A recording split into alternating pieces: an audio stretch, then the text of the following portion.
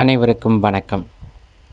இந்த தொகுப்பில் நாம் காணவிருப்பது திருநெல்வேலி மாவட்டம் வள்ளியூரில் அமைந்துள்ள ஸ்ரீ சுப்பிரமணிய சுவாமி ஆலயத்தை பற்றியதுதான். ஆம், தமிழ் கடவுளான முருகனுக்கு பக்தர்கள் பல்லாயிரம் கோடி பேர். எந்த கோவிலில் பார்த்தாலும் கூட்டமென்றும் நிரம்பி வழிந்து கொண்டே இருக்கும்.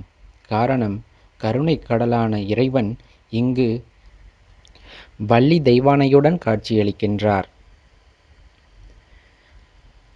வள்ளியுடன் திருமணம் ஆனதும் முருகன் இங்கே குடியேறியதாக கூறப்படுகின்றது. வள்ளி தனக்கொரு இடம் இருக்க வேண்டும் என்று விருப்பப்பட்டதால் இங்கு வந்து குடியேறியதாகவும் அதன் பெயராலே வள்ளியூர் என்று இது வழங்கப்பட்டதாகவும் கூறப்படுகின்றது. கோயிலானது 13ஆம் நூற்றாண்டைச் சேர்ந்த குடைவரை கோவிலாக அமைய பெற்றுள்ளது. இந்த கோவில் மகேந்திரகிரி மலையை ஒட்டி அமைந்துள்ளது. திருவண்ணாமலையில் கிரிவலம் வரும் பக்தர்களைப் போல் இந்த ஊரிலும் முருகனை தரிசிக்க வருபவர்கள் இந்த மகேந்திரகிரி மலையும் சேர்த்து கிரிவலம் வருகிறார்கள். அதனால் தாங்கள் நினைப்பவை யாவும் நிறைவேறுகின்றன என்று கூறப்படுகின்றது.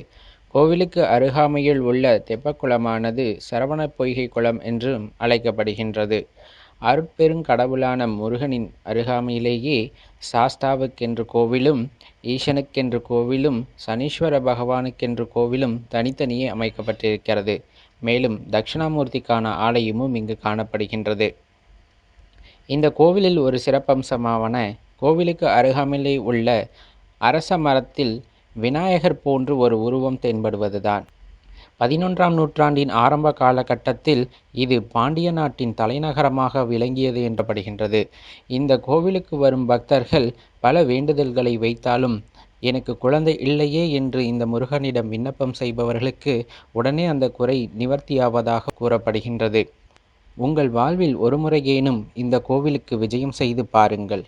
அவ்வளவும் அழகு.